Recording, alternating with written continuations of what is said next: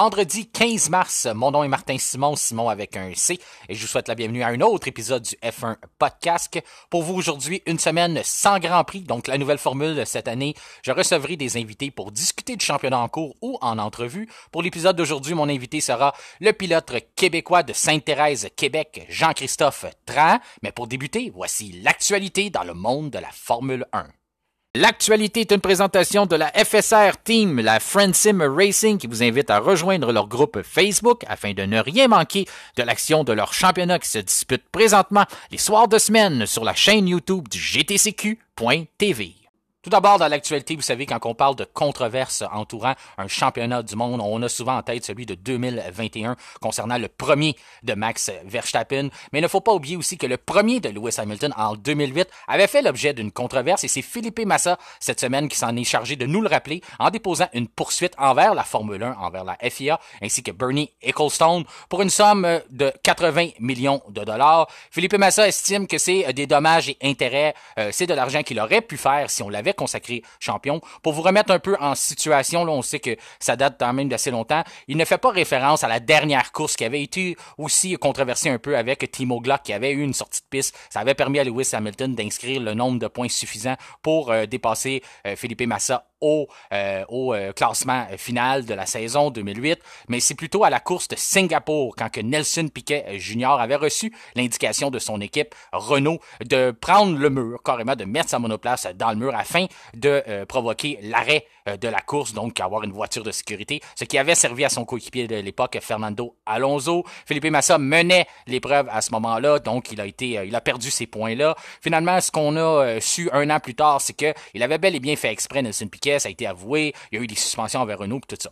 Ce qui a ramené l'histoire dans l'actualité, c'est que Bernie Ecclestone, 92 ans, aurait eu une entrevue dans les derniers mois et aurait mentionné que lui et Max Mosley, président de la FIA à l'époque, étaient au courant, même pendant la saison, qu'il avait eu ce stratagème-là déloyal de la part de Renault. Donc à ce moment-là, ce que Felipe Massa implore, c'est qu'on aurait dû prendre les procédures nécessaires afin de pénaliser immédiatement Renault, ce qui aurait donné les points à Felipe Massa, ce qui lui aurait permis d'être consacré champion à la fin de la saison. Donc, le Brésilien Massa, lui, ce qu'il veut, dans le fond, c'est qu'il ne veut pas ravoir son titre de champion. Lui, il veut juste ravoir parce que il fait le calcul avec ses avocats que s'il avait été consacré champion, depuis toutes ces années, tous ces contrats qu'il aurait re-signés après auraient eu des plus grandes valeurs, des plus grandes sommes monétaires. On aussi, en ce moment-là, quand on est champion du monde, mais partout quand on se présentait, on dit Felipe Massa, champion du monde 2008. Donc, tout cet argent-là qu'il estime avoir perdu, soit en contrat, en commandite, en conférence qu'il aurait pu donner, il rapporte que ce serait en dommages et intérêts 80 millions de dollars. Le problème avec ça, c'est que je comprends la cause, je comprends que Felipe Massa a probablement perdu de l'argent, puis toute cette situation-là, qui ne veut pas le championnat, tout ça, je comprends ça. Le seul point que j'ai un doute que ça va fonctionner, c'est le fait que, pour l'instant, sa preuve, à moins qu'il en ait d'autres, c'est une référence envers un homme de 92 ans qui a mentionné quelque chose et qui s'est empressé de dire que je me rappelle plus avoir dit ça. Donc, en cours, quand il va présenter ça, je ne suis pas avocat, mais j'ose croire que l'avocat de la défense pourrait implorer là, plein de... Normalement, il pourrait dire, mon client a 92 ans, il se rappelle plus avoir dit ça, il prend des médicaments forts, il y aurait plein de sortes de défenses envers ça, donc j'espère que Felipe Massa a d'autres preuves plus solides s'il espère soutirer cette somme faramineuse d'argent à l'endroit de la Formule 1, de la FIA et ainsi de suite. Donc à ce moment-là, ça va être à suivre, ça va être un dossier à suivre et ça va faire couler de l'encre et ça pourrait aussi avoir des répercussions sur le championnat justement de 2021. Est-ce que Lewis Hamilton pourrait être tenté plus tard de dire moi aussi j'ai perdu de l'argent à cause d'une décision, donc j'aimerais être payé si j'étais 8 fois champion du monde, mes salaires seraient plus gros, mes commanditaires, donc est-ce que ça pourrait être tentant pour le Britannique aussi de suivre les pas de Felipe Massa? Et on parle dans d'autres championnats aussi où il y aurait eu des mauvaises décisions, là on peut voir à la boxe, au hockey. C'est pas la première fois là, qu'il y a des décisions qui sont, on peut dire mauvaises ou on peut dire douteuses, mais c'est ça qui arrive quand on laisse un sport être jugé où on a des arbitres. Là, à ce moment-là, c'est ce qui est arrivé en 2021. On a eu quelqu'un qui était en charge de prendre une décision. Il n'a pas pris la décision en faveur populaire, mais ça reste que c'est un sport qui est décidé par des êtres humains. Donc, ça peut toujours arriver.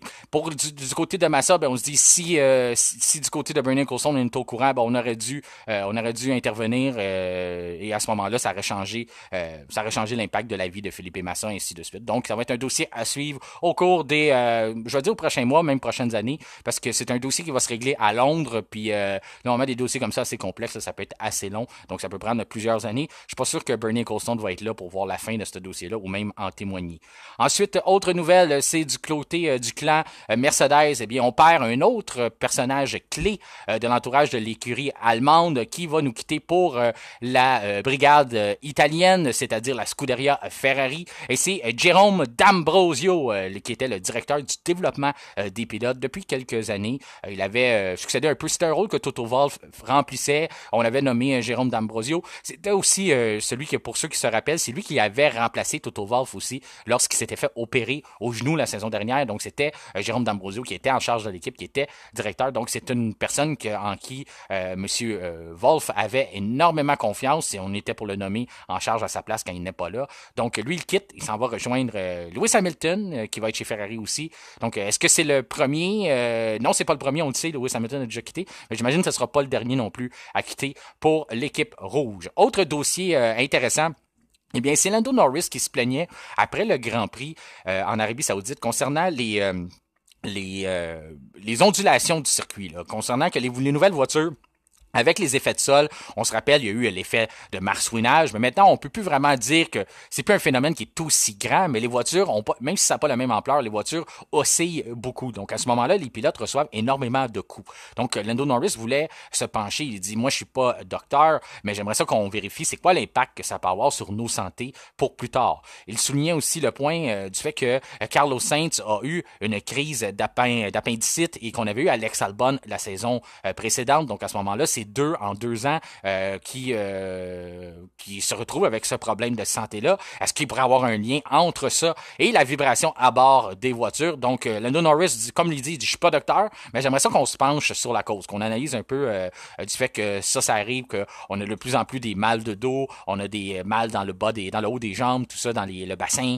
Donc, à ce moment-là, puis de voir si ça n'a pas des impacts aussi sur des organes ou si ça peut provoquer des problèmes de santé, comme Carlos Sainz au Grand Prix de la semaine dernière ou Alex Albon la saison précédente. Et en terminant, on ne pouvait pas vous mentionner finir l'actualité sans parler de Christian Horner et de la nouvelle télé-réalité Red Bull to Survive. Eh bien, dimanche, il y a eu une nouvelle concernant c'est un média allemand encore, c'est encore eux, bien sûr, c'est eux qui sortent le plus de nouvelles concernant le dossier, si on peut vraiment dire des nouvelles. Eh bien, il mentionnait que Christian Horner allait perdre son emploi. On vous en parlait là dimanche, qu'on disait qu'il n'y avait pas vraiment rien de fondé à travers de ça et qu'il fallait attendre. Et comme de fait, eh bien, lundi, dans la journée, il y a un porte-parole de Red Bull qui s'est empressé de sortir pour démentir la nouvelle, dit que c'était absolument faux, que c'était un fake news, qu'il n'y avait absolument rien qui justifiait de renvoyer Christian Horner avant le Grand Prix d'Australie, qu'il avait toujours pleinement la confiance des deux propriétaires de l'entreprise et qu'on n'avait pas l'intention du tout de le renvoyer, donc il restera dans ses fonctions, il sera présent au Grand Prix d'Australie. C'est sûr que c'est toujours une situation qui peut évoluer d'heure en heure et de jour en jour, mais pour l'instant, le fait qu'on s'est empressé de sortir, de démentir la nouvelle, eh bien, on n'a aucune raison de croire qu'on aurait fait ça si on avait l'intention de le renvoyer. Il faut faire un peu attention. Hein. Je sais que c'est la nouvelle ère qu'on vit là, avec les réseaux sociaux. On a des pages qui se spécialisent sur dans la mésinformation, de partager des informations d'un peu partout, qu'ils soient véridiques ou pas. On se casse pas la tête pour vérifier si c'est fondé. On devient un transmetteur de rumeurs juste parce qu'un média allemand le dit. Tout d'un coup, c'est une crédibilité. On n'a pas besoin justement de vérifier nos sources ou de vérifier l'exactitude de ce qu'on veut partager. On fait juste dire, un média allemand a dit ça, donc c'est une nouvelle. Donc, je sais que vous avez le droit de faire ce que vous voulez, de lire ou ce que vous voulez, mais de faire attention quand même quand on lit ce genre d'informations-là. Du côté de F1 Podcast, parfois, vous allez voir qu'on partage pas de nouvelles ou qu'on n'en parle pas. C'est qu'on n'a aucune façon de s'assurer qu'il y a un fond de vérité avec ça. Même quand vous écoutez les épisodes, vous êtes sûrement familier. Lorsque je vais émettre une opinion, je vais faire attention de vous dire que c'est seulement mon opinion et non une nouvelle. Et la même chose lorsqu'on va publier des nouvelles justement sur notre page Facebook, sur Instagram, sur Twitter. On va toujours s'assurer de vous emmener la nouvelle la plus exacte possible. Sinon, vous allez avoir la mention comme quoi c'est une rumeur, c'est des rapports ou quoi que ce soit. On ne va jamais mentionner que c'est nécessairement une nouvelle. C'est pas parce que quelqu'un d'allemand décide de se lever un matin et de mentionner que quelqu'un va perdre son emploi que c'est nécessairement véridique. Et c'est ce qui conclut l'actualité pour aujourd'hui. Maintenant, passons à notre entrevue que j'ai réalisée un peu plus tôt la semaine dernière avec le pilote d'ici, Jean-Christophe Tran. Aujourd'hui à l'émission, j'ai le bonheur de recevoir le champion 2022 de la série américaine F2000 et plus récemment celui qui a triomphé à Montréal en F1600 lors du Grand Prix du Canada, Jean-Christophe Tran. Bienvenue au F1 Podcast. Ça va très bien. Merci beaucoup de me recevoir. C'est un grand plaisir, vraiment très plaisant de pouvoir commencer à parler de cette passion et de tout ça avec quelqu'un qui connaît ça. Ah, ben good, good, le bonheur est pour nous autres. Puis je suis sûr que ça va être le bonheur des auditeurs d'apprendre à te découvrir pour ceux qui ne te connaissent pas déjà. Parlant de ça, justement, apprendre à te découvrir, si tu veux te présenter un peu, savoir, on sait que maintenant, j'ai déjà fait la présentation que tu es un courseur automobile, que tu as eu des accomplissements déjà dans ta jeune carrière, mais de où ça a commencé, ça, de savoir la naissance de tout ça, là. Ben moi, j'ai grandi dans le milieu automobile, bien évidemment, avec de la parenté, surtout mon père, qui était très impliqué dans la course automobile au Québec. Mon père était le chef instructeur de la province au Québec pour avoir l'obtention de licence. Il avait son école de pilotage, il avait sa shop de tuning, il y avait aussi son équipe de course, évidemment. Donc, moi, c'était mon gros terrain de jeu quand j'étais jeune. Cependant, mon père n'a jamais voulu que je fasse partie de la course. Juste parce que c'est trop un gros stress financier et mon père voulait que j'explore d'autres avenues avant que ça paraisse comme s'il me forçait trop, comme tous les autres papas de course, à ce que je fasse du kart. Donc, j'ai jamais fait de kart, mais j'ai toujours eu cet amour-là de la course. Donc, Depuis. il voulait que ça soit vraiment une passion en toi, que ça vienne naturellement et non lui qui te l'impose. Il voulait vraiment que ça vienne de toi, que tu fasses la demande de dire, ça me tente, je veux faire ça de la course automobile, si je comprends bien.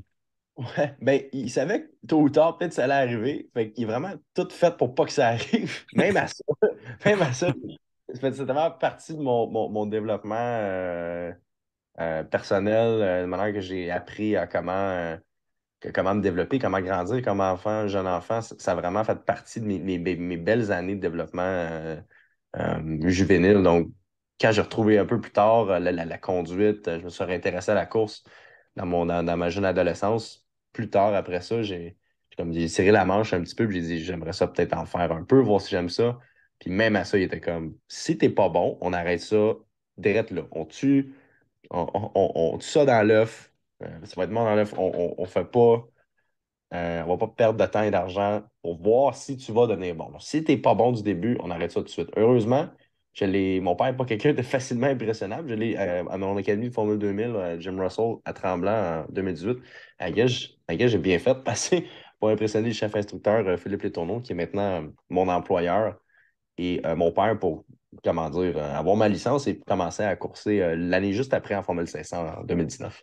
Donc, c'est ça. Fait que là, dès tes premiers élans en voiture, là, il a tout de suite vu qu'il y avait quelque chose à faire. Comme tu dis, tu es allé à l'Académie de Jim Russell, donc il t'a pas payé, c'est pas n'importe quoi non plus. Il t'a vraiment envoyé à la bonne école pour commencer. Là, pour les gens qui sont pas familiers avec l'Académie de Jim Russell, tous les plus grands qui sortent du Québec et même d'ailleurs, là, je peux dire qu'au Canada, c'est vraiment la référence de passer par l'école de Jim Russell. Donc, toi, tu es allé là pour faire tes premiers pas, puis en même temps, convaincre ton père que tu avais ce qu'il faut pour continuer dans ce domaine-là.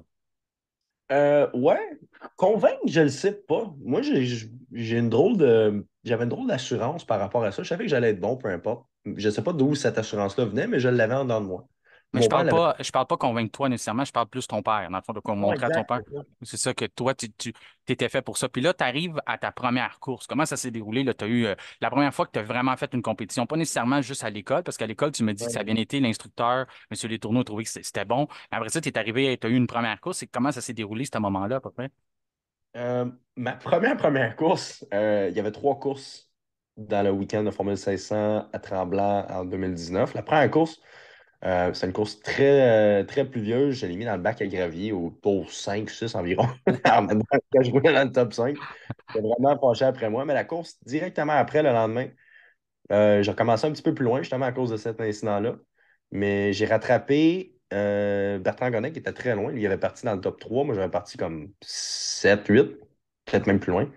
Puis là, j'étais plus rapide que lui. Je l'ai rattrapé, je l'ai dépassé. Puis là, j'ai une batteur avec lui.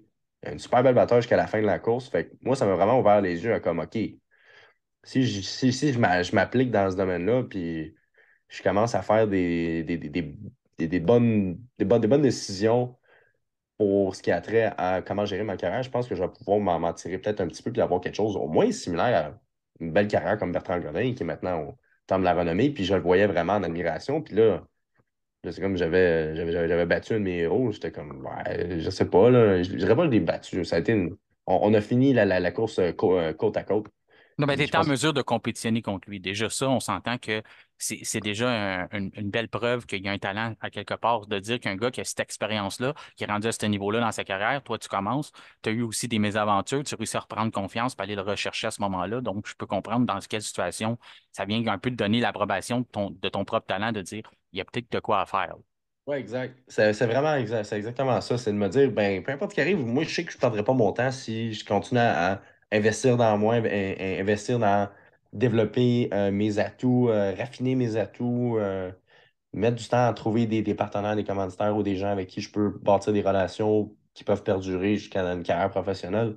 C'était vraiment ça, au moins, ça m'a vraiment rassuré là-dessus. Ça a été vraiment une belle course, un beau week-end pour ça, contrairement au week-end d'après. Parce que là, j'ai eu un très, très gros accident au Grand Prix de Montréal. Ça a mis ma carrière vraiment sur la glace, là. C'était un gros accident. J'avais pas, moi et ma famille n'avait pas vraiment d'argent pour payer un accident de cette magnitude-là. Fait que ça a un peu mis cette fin de saison-là et en plus que le COVID était l'année d'après. Vraiment, ça a été un bout avant que je revoie La une, piste. une piste de course de l'intérieur Ouais. d'une voiture de course. Là. Parlons-en Fait de cet accident-là. Tu m'emmènes ça, là, justement. Ça, c'est en 2020, si je retrace bien avec l'historique, avec la COVID, tout ça, qui a frappé plus en 2000. Ça a frappé plus fort en 2021 ou c'est en 2019 que tu as vécu ça, cet accident-là? ouais, le gros accident, c'était le mois d'après au Grand Prix de Montréal en 2019. Fait que, OK.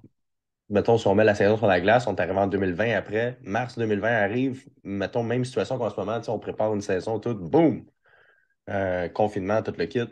Donc, en 2019, c'est ça, sur le Grand Prix de Montréal, je roulais bien quand même, j'avais une bonne qualif, puis là, j'ai fait un move un peu opportuniste sur un retardateur. Et j'ai volé par-dessus le retardateur au coin 5, j'ai arrivé dans le mur à 170 environ, j'ai complètement dématerialisé l'auto.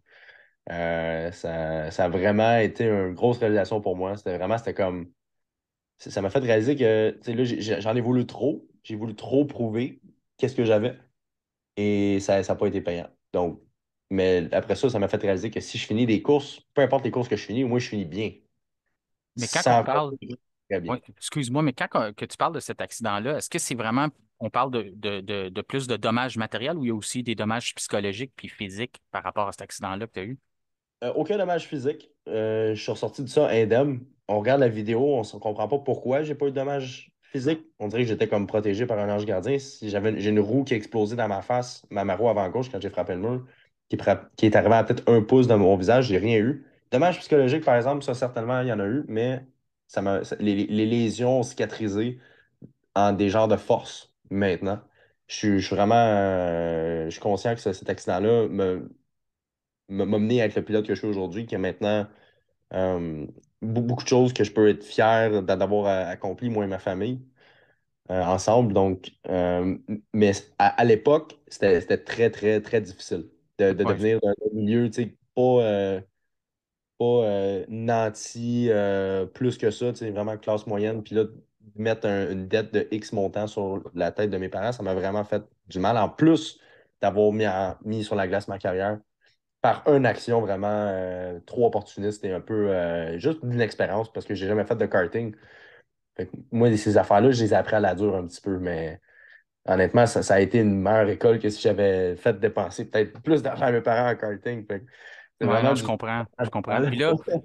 Puis là, dans le fond, tu sais, ce qui est pas facile non plus, c'est qu'on conseille souvent, un peu comme quand un enfant tombe à vélo ou qu'on on a un grave accident, on dit tu remontes sur ton vélo le plus vite possible pour réapprendre. Mais là, toi, en plus, tu reçois, tu es victime de cet accident-là, puis tu peux pas piloter avant la fin de la pandémie quasiment, ou tu t'es limité pendant ce temps-là sur ton temps en piste. Fait que c'est pas évident parce que ça revient dans ta tête, puis ça tourne. Fait que de surmonter ça, ça donne beaucoup de crédit aussi d'avoir réussi à surmonter ça parce que c'est pas évident.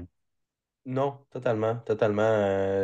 Je sais pas comment vraiment. Je dirais, mes parents ont vraiment, vraiment aidé là-dedans à me garder centré puis à me faire rappeler, tu sais, qu'est-ce que j'étais capable de faire puis de me garder sur la bonne voie surtout. Ouais, la bonne voie. Garder focus sur l'objectif et non sur ce qui vient d'arriver, là, de voir plus loin, là. Tu me parles aussi de. Tu sais, on parle que tu as commencé tout de suite dans des séries de monoplace, dans le fond, la F1600.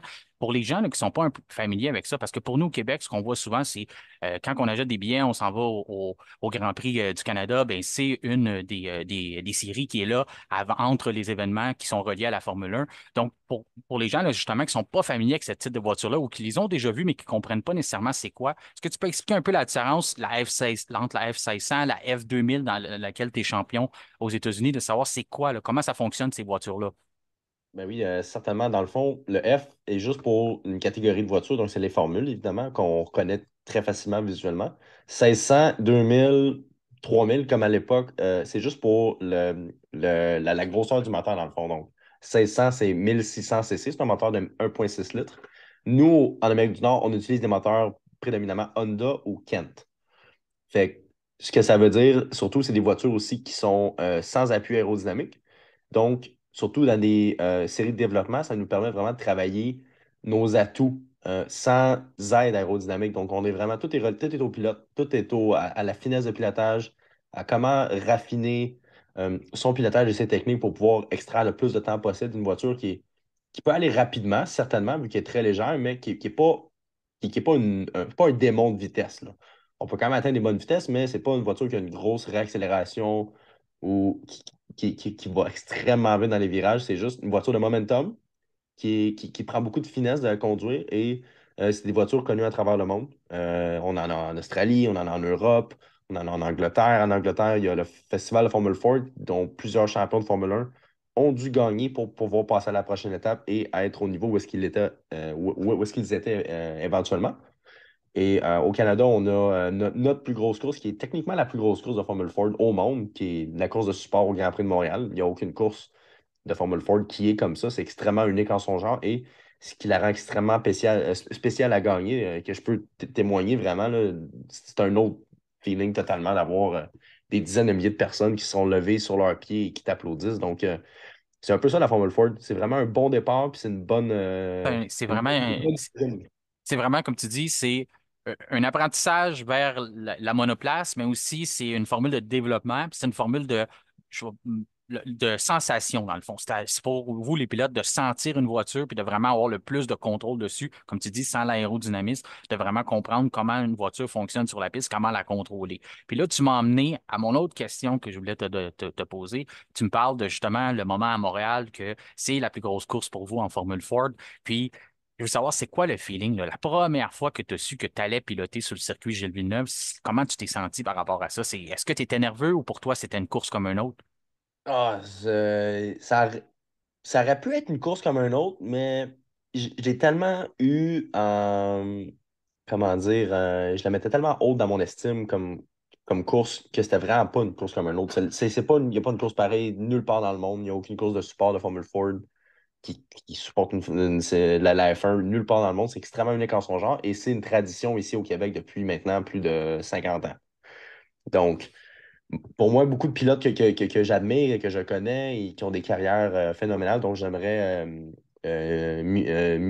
miroiter et imiter, Ouais. l'ont gagné. Fait que là, pour moi, c'était comme un but en tant que tel. J'avais passé une étape si je pouvais gagner cette course-là. Donc, la première fois que je l'ai faite en 2019, c'était mon deuxième week-end de course à vie. Encore une fois, sans expérience de karting. C'est une des rares courses dans ma vie où j'étais extrêmement nerveux. Ça a donné ce que ça a donné. J'ai eu deux incidents. J'ai rarement des incidents dans la course. J'ai eu deux incidents dans un week-end. Le dernier fatal, comme on a discuté. Euh, donc, je l'ai fait trois fois, le Grand Prix de Montréal. Ça, c'est la première fois. La deuxième, j'ai eu probablement, je dirais, sauf drôlement l'année d'après cette année, où est-ce que j'ai gagné le Grand Prix, l'année d'avant, en 2022, quand j'étais en Formule 2000 aussi, j'avais fait comme un one-off à Montréal, parce que je voulais le refaire, encore une fois, pour essayer de la gagner. J'avais eu une qualif exécrable. La voiture avait problème de transmission. J'ai à peine fait un tour juste pour tituber au puits. Je suis parti très loin. J'ai remonté dans la pluie torrentielle. Tout le monde roulait sur le bœuf, comme on dit. Donc, vraiment, juste pour pas causer d'incident. Puis moi, j'ai remonté le peloton. Puis ça a été probablement une des meilleures courses à vie. C'est pas la meilleure.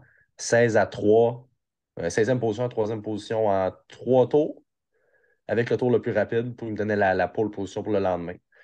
Quand Encore une même. fois, avec une voiture qui ne marchait absolument pas. Non, c'est Une ça. chance. Puis là, on arrive à 2023 où tu deux pole positions, 2 tours le plus rapide, 3 podiums sur toutes les épreuves, puis en plus, tu finis par être consacré champion. De gagner devant chez toi, devant tes partisans, Ouais. devant les gens du Québec sur le circuit Gilles Villeneuve. Puis là, Ouais. ça m'emmène à mon autre question qui dit, c'est bien beau de te piloter sur le circuit Gilles Villeneuve, n'importe qui prendrait cette occasion-là, mais de gagner puis monter sur la plus haute marche du podium, là, j'imagine que ça, et tu sais, on va en venir un peu, tu as un titre de champion aussi de la catégorie. Tu as gagné le championnat en 2022, mais de remporter l'épreuve 2023 à Montréal, ça se trouve où dans ta carrière, ça, comme accomplissement? Euh, c'est un drôle accomplissement. C'est comme tu dis, même toi, tu as comme l'impression que tellement que c'est une course, en anglais, on dit un momentous event, que t'es quasiment le titre de champion viendrait avec. Moi, personnellement, c'est presque comme. C'était aussi extasique que gagner un championnat. Tu Ouais, sais, sur un événement, j'ai senti comme je me suis senti sur 6 événements quand j'ai couru à la Formule 2000, puis j'ai gagné le championnat là. c'est ça. Mais sur un événement, juste parce que j'étais à la maison, j'étais à la fête des pères, mon père était dans les puits, ma femme était dans les puits. Wow. J'ai couru la course par la plus petite marge de l'histoire de la piste, toutes catégories confondues, qui était 6 millièmes de seconde. Un photo finish. Exact. Photo Ouais, finish. Et c'était assez magique. Puis là, mettons, si on calcule 15-20% des gens qui étaient là, plus les gens en attendance générale, mettons 30-40 000 personnes, j'y repense encore. Là. Je regardais toutes les estrades, là, il n'y avait pas une personne assise. Tout le monde était debout et applaudissant. Les gens ouais. savaient que j'étais le petit gars du coin, tu sais, je viens de Montréal, je viens de la Rive-Nord. Et ça, c'était comme un. Et moi, je suis quelqu'un d'assez émotionnel. J'étais assez proche de mes émotions. Fait que moi, je pleurais, j'avais la misère à les voir. Je voulais tous les remercier, tout donner un bisou, mais je n'étais prêt à les voir, j'avais les yeux pleins d'eau. Fait que c'était vraiment beau. J'avais même des amis des États-Unis qui m'avaient visité, qui étaient dans une estrade. Là. J'ai fait un beau bisou lui aussi, mais c'était, comment dire, pour moi, c'était comme un passage dans ma carrière. C'était comme si je suis capable de faire ça, je peux aller à la prochaine étape. Puis Ouais.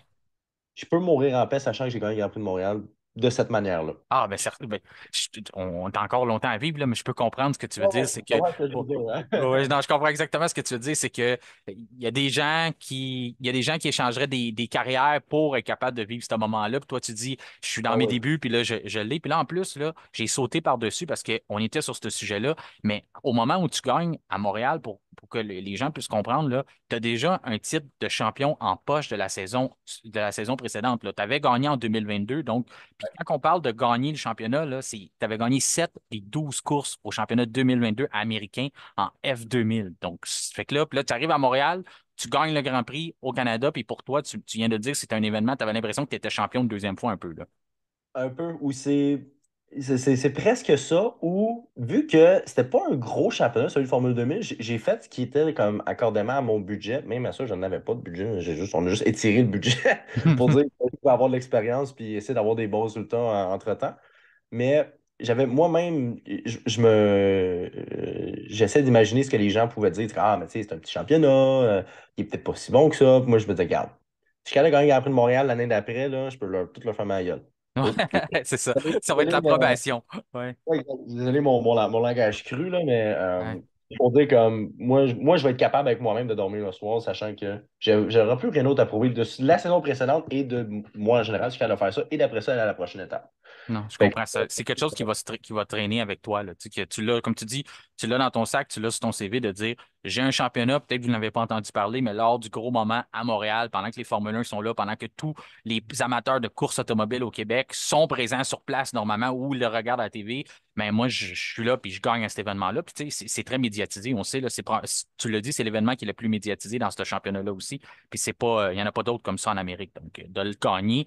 Puis là, tu m'emmènes aussi à dire, on te parler un peu des budgets, puis que tu as fait avec ce que tu pouvais, vous avez étiré le budget, puis tout ça. On va parler des commanditaires. Je sais que c'est important dans le sport automobile, puis j'aimerais ça que tu aies la chance de les remercier puis de nous dire c'est qui t'a soutenu depuis tout ce temps-là. Puis ça représente quoi les montants? Sans faire peur au monde, mais c'est quoi les montants que tu as besoin, puis c'est quoi l'aide que tu pourrais avoir, là? Qu'est-ce que tu rechercherais là, s'il y a d'autres mondes, des gens qui sont à l'écoute, qui voudraient t'aider à continuer de faire rayonner le Québec sur la scène internationale, là? Dans quelle situation un peu que tu te trouves présentement dans ta carrière, là? les gens qui m'ont vraiment aidé dans ma carrière, euh, en montant en 2019, je vais essayer de faire une petite liste en en oublié. Ouais. Euh, Miles Flood avec Link International MF Racing. Il m'a vu dans le premier tour de piste.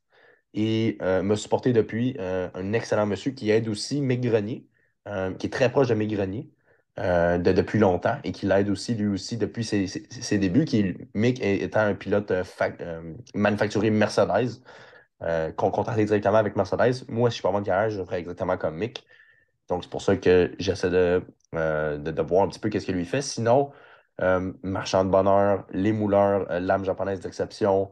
euh, et j'en ai beaucoup, là. J'en ai beaucoup. Euh, Del Corona Escardigli, mon commandant de l'année passée à Montréal.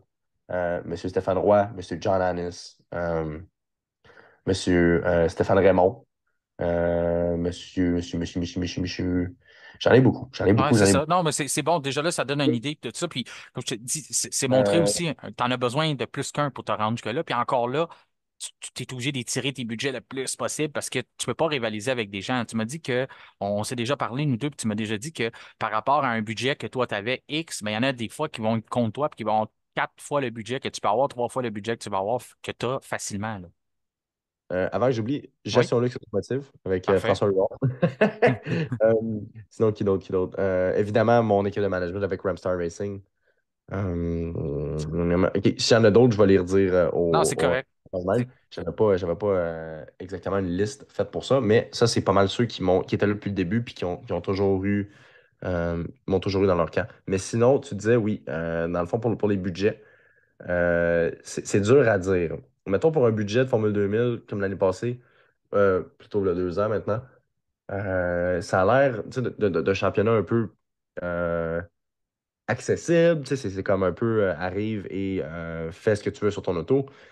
Mais si quelqu'un était pour louer les services en équipe de course professionnelle pour opérer la voiture pendant toute une saison, on parle d'un budget de facilement 80 à 100 000 américains. Ça, c'est même pas un gros championnat. Si je voudrais, mettons, j'avais fait l'autre championnat de Formule 2000 qui est homologué. Tu sais, c'est tous des jeunes qui sortent du karting avec beaucoup d'argent. Là, on parlerait plus de 300 000 400 000 à l'époque, américain. Avant Ça, l'inflation, là. ouais, exact, exact. C'est ça. C'est juste avant ça. Donc, Puis ça, c'est pas c'est pour faire peur aux commanditaires qui pourraient entendre ça, parce que toutes les petites sommes qui peuvent être versées vont t'aider à atteindre ton but pareil, là. Ça veut pas dire que tu as besoin. C'est sûr, si quelqu'un est capable de faire un chèque de 100 000 tu le refuseras pas. Mais tu comprends aussi dans la réalité que tous les petits apports financiers peuvent t'aider à continuer à rayonner sur la scène internationale pareil. totalement, totalement. C'est tout dans la mesure où est-ce que les gens sont prêts à donner, sont prêts à recevoir en retour ou sont prêts à perdre. Fait que ça peut être n'importe quel montant. Moi, je suis pas, évidemment, je suis pas hautain par rapport à ça. N'importe qui prend un intérêt dans ce que je fais et qui est prêt à m'aider, je suis tout oui. Donc, c'est vraiment ça le gros facteur déterminant de tout ça. Et en plus de ça, pour quelqu'un, tu sais, j'ai des programmes promotionnels avec mon équipe de management que j'ai organisé juste des choses qui sont organisées en conséquence que quelqu'un qui s'est prêt à donner un montant avec un programme promotionnel, un programme marketing, et il va avoir en retour plus, sinon au moins va break even juste par bonne volonté. Donc, tant que ça, c'est compris, tant que ça, c'est communiqué, moi, j'ai pas de doute qu'à la longue, je vais être capable de ramasser tout ce qui est nécessaire pour pouvoir aller au prochain niveau et éventuellement avoir un contrat professionnel où est-ce que là, moi, j'aurais plus besoin de faire le mendiant. Non, puis en plus, c'est le moment aussi que Vraiment. ça va devenir encore plus payant pour tes commanditaires, ceux qui t'ont supporté à ces moments-là, de dire d'avoir ton nom sur des compétitions plus d'envergure encore à ce moment-là, ben, c'est une façon aussi de retrouver les montants qu'ils avaient investis en toi, parce que c'est sûr qu'il y a toujours continu, il faut qu'ils poursuivent dans l'aventure, mais c'est sûr que plus que toi, tu gagnes en popularité, ben, plus que ces gens-là aussi, leur visibilité va augmenter par rapport à ça. Tu me parles aussi, là, c'est ça, on parle des championnats, on parle de ce que tu as accompli, ce que tu as déjà malgré ton jeune âge. Là, pour les gens qui ne savent pas, tu as 23 ans, tu vas avoir 4 ans. Tu es un petit gars de Sainte-Thérèse. C'est quoi tes objectifs, là? C'est quoi que tu as sur l'horaire cette année? Est-ce que tu as des choses y a-tu quelque chose que tu veux accomplir encore, même si tu as gagné déjà le Grand Prix du Canada? Tu veux le gagner encore ou... Moi, pour l'instant, je joue avec l'idée beaucoup de peut-être le refaire, le Grand Prix du Canada, juste parce que j'avais pas repensé. Je pensais que j'avais fait ce que j'avais à faire, mais drôlement, j'ai vraiment eu un. Puis ça, je dis pas ça pour me faire paraître meilleur qu'un autre ou peu importe, mais les gens à qui je parle, qui me connaissent du milieu de la course, me disent: Ah, ben, t'en fais ça le Grand Prix de Montréal? Comme si c'était comme une série, tu sais, que c'est comme j'avais un contrat avec le Grand Prix de Montréal pour venir représenter le Québec. Euh, Puis la fois, je suis comme, ben, j'ai pas de plan, mais je veux dire, s'il y a de quoi qui arrive, il y a de quoi qui arrive, là. Puis le plus j'y repense, le plus que ça m'aiderait justement à aller exacerber où est-ce que, qu'est-ce que je veux vraiment faire dans ma carrière. Surtout, personnellement, j'aimerais faire du sport d'endurance, du sport auto d'endurance en IMSA ou en WEC, le championnat d'endurance mondial. Ça, c'est vraiment euh, mon créneau que j'aimerais développer, puis je sais que je serais bon avec un manufacturier et rester avec un manufacturier et faire rayonner les partenaires qui m'ont aidé à me rendre là depuis le début. Ouais. Fait que sans avoir, est-ce qu'eux ont besoin de faire un chèque? Moi, je peux juste les ajouter, faire de la promo pour eux, puis c'est comme s'ils me supportaient encore financièrement, mais ils le font pas. Fait que moi, ça serait vraiment mon but ultime, mais le Grand Prix, mettons, faire le Grand Prix peut-être régulièrement, jusqu'à temps que je n'en ai plus besoin, comme cette année, peut-être, ça m'aiderait peut-être à mousser un petit peu mon autre programme, qui serait avec mon équipe de management, M. Rémi Lantaigne, qui est le directeur d'équipe de Ramstar Racing avec Fast MD. Présentement, ils sont à Saint-Petersburg avec Jagger Jones, un ancien pilote de Indy Lights, qui est maintenant avec eux, pour ce week-end-ci en tout cas. Il y aurait une possibilité pour moi de finir la saison avec eux avec un certain budget. Donc, moi, j'aimerais ça peut-être mousser mon Grand Prix de Montréal et après ça, aider avec tous ceux qui m'ont aidé pour le Grand Prix, pourrait peut-être m'aider pour finir la saison en LMP3 avec Fast MD, avec Ramstar et faire au moins les quatre dernières épreuves. Et après ça, faire des bons résultats à IMSA. Vraiment, tous les paris sont permis, là. Je veux dire, ce qui peut arriver après ça, ça peut être très aléatoire et très bénéfique pour n'importe qui m'a déjà aidé et qui veut m'aider. Donc, moi, c'est vraiment ce que je veux faire. Ta façon de redonner. Dans le fond, tu continues, tu joins l'utile à l'agréable. Dans le fond, tu continues sur ta carrière, tu bâtis un élan, puis tu es capable de redonner à ceux qui t'ont épaulé depuis le début. Tu es aussi, t'es aussi un fan de Formule 1. Comme j'ai dit, on a déjà discuté ensemble, puis tu nous as parlé un peu au début que tu en as aussi qui t'inspirent. Tout ça. As-tu un pilote présentement là, sur la grille, ou même tu peux en nommer un aussi qui est peut-être plus sur la grille, mais c'est qui t'inspire le plus dans ta carrière présentement, là, mettons? Présentement, mettons, j'en nommerais un qui n'est pas sur la grille, ce serait Jeux Villeneuve, évidemment. Jeux Villeneuve, c'est l'épitome de la résilience québécoise et du talent pur.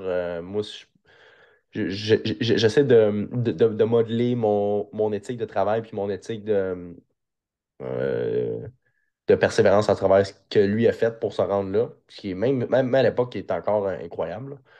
Fait que ça, c'est sûr que c'est mon choix numéro un pour pilote qui est plus sur la grille. Dans les pilotes qui sont sur la grille, égal avec Fernando Alonso et Charles Leclerc. C'est vraiment eux qui, je crois, à qui je peux relater le plus dans la manière qu'ils conduisent, la manière qu'ils gèrent leur course, la manière qu'ils gèrent leur carrière, la manière qu'ils se comportent.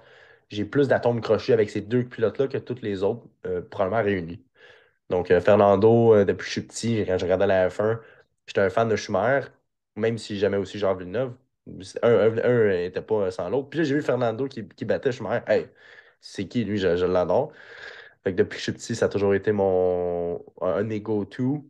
Et Charles Leclerc, je trouve vraiment qu'il a un parcours phénoménal que j'adore suivre. Je le suivais depuis ses jours en F2, en fait. Ouais, à quel point il était bon. C'est probablement lui qui a le meilleur surnom de pilote sur la grille, là. Il Predestinato. Vraiment, c'est vraiment symbolique là, à travers la manière qu'il a eu sa carrière, la manière qu'il a eu sa drive. Tu sais, il a fallu que Kubica arrive, qui est arrivé en rallye. Il a fallu que Bianchi meure au Grand Prix du Japon pour que lui ait cette opportunité-là à cet âge-là, comme si c'était le destin. Puis, il a gagné à Monza. Maintenant, c'est une légende, peu importe ce qu'il fait. Et j'espérais des plus grandes choses pour lui, mais c'est une belle histoire que j'aimerais voir la fin et supporter jusqu'à temps que ça devienne bien pour lui. Puis Fait que, par-dessus tout, en plus, Charles Leclerc, pourquoi c'est un bon exemple, c'est un bon gars, en plus. exact. C'est ça, c'est le Exact. bon. C'est parce que on a souvent l'attitude, un pilote, même des fois, moi, je lui reproche dans les podcasts que ça y manque un peu de chien, là. Tu sais, ça prend un peu de chien. Puis, tu sais, puis je pense que ta combinaison de Fernando Alonso, lui, il l'a, là, ce côté-là. Puis tu as le côté Charles Leclerc aussi, qui est bon gars. Mais en piste, Charles est capable aussi de monter. Puis j'aimerais ça qu'il en monte encore un peu plus, de Ouais. vouloir saisir ces opportunités-là, puis tout ça. Mais je pense que ton duo, là, si tu avais à prendre deux pilotes et en faire un avec, là, j'aime beaucoup ta combinaison de Fernando Ouais. Alonso et Charles Oui, Leclerc. t'as bien raison, ouais, ouais. C'est vraiment un peu deux extrêmes, Ouais, le vieux ratoureux et le jeune un peu trop green ou passif ou un peu trop euh, fin, ouais. C'est un peu trop bon trop, garçon. trop naïf, ouais, exact, trop, Ouais. trop. Oui, c'est certainement beau gosse, mais ça fait pas partie des critères, là, mais Ah ben ça aide pour les commanditaires aussi. ah, certain, certain. C'est ça. C'est sûr que Mais c'est comme le pilote Ferrari par excellence. On dirait qu'ils l'ont sorti d'un moule, c'est ça qui est drôle. ah oui, Charles. Puis Charles Leclerc aussi, tu l'as mentionné, puis on a fait une capsule justement il y a la saison dernière là-dessus. J'ai eu la chance de raconter un peu son histoire à Charles Leclerc. Puis comme tu dis, avec le décès de Jules Bianchi, puis c'est un gars aussi que même s'il vient de Monaco, on a souvent l'idée de dire ah, il doit être riche, il y a de l'argent. Non, ils ont manqué énormément d'argent au cours de sa carrière. Donc, il a eu besoin de trouver des commanditaires, ce qui est quand même assez rare pour des pilotes de Formule 1. Oui, ils ont toujours eu besoin de soutien, mais d'avoir un peu, comme tu utilisais le mot tantôt, là, je vais le reprendre, mendier là, pour pouvoir progresser, ben, Charles Leclerc il a eu besoin de ça. Là. Si c'était pas de Jules Bianchi, qui a trouvé, qui dans le fond, qui l'a référé à son manager, qui était le fils à Jean Todt, là, qui est ouais, c'est le fils à Jean Todt, c'est ça? Ouais. Ouais, exactement. Donc, c'est venu trouver. Ben, écoute, on parle un peu de Formule 1. Tu m'as lancé là-dessus, puis je suis content parce que ça va pour conclure notre entrevue aujourd'hui. Puis je vais pouvoir annoncer aux gens que tu as accepté de devenir un collaborateur du F1 Podcast. Puis ça me fait le plus grand des plaisirs d'avoir cette vision-là, qu'on peut ajouter la vision d'un pilote, d'un gars de chez nous. Donc, je voulais prendre le temps de te remercier. Ben, moi, c'est moi qui dois te remercier. Ça me fait un grand plaisir de pouvoir discuter, avoir des discussions de haut niveau, vraiment avec quelqu'un de calibre et de pouvoir avancer, surtout la connaissance au Québec, certainement, là, et dans la francophonie mondiale, sur la F1, ma passion, notre passion, et de pouvoir progresser le tout et en même temps s'entraider là-dedans. Donc, vraiment, ça me fait un grand plaisir, moi aussi. J'espère à toi aussi.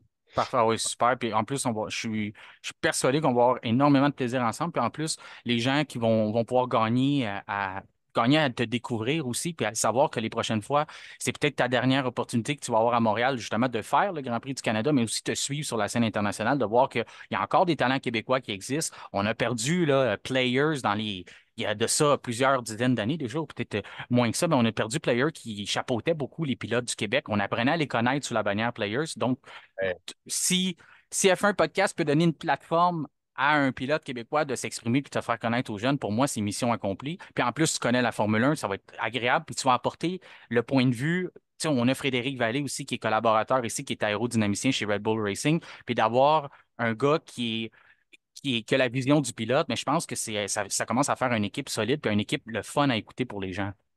Certainement, certainement. Là, t'as en arrière de la voiture et t'as dans la voiture. Donc, moi, je pense que t'es très bien entouré. Puis t'es bien entouré pour avoir une recette gagnante pour avoir probablement la meilleure combinaison, tu sais, d'un podcast de quelqu'un de bien informé là, sur la course automobile, surtout sur la F1.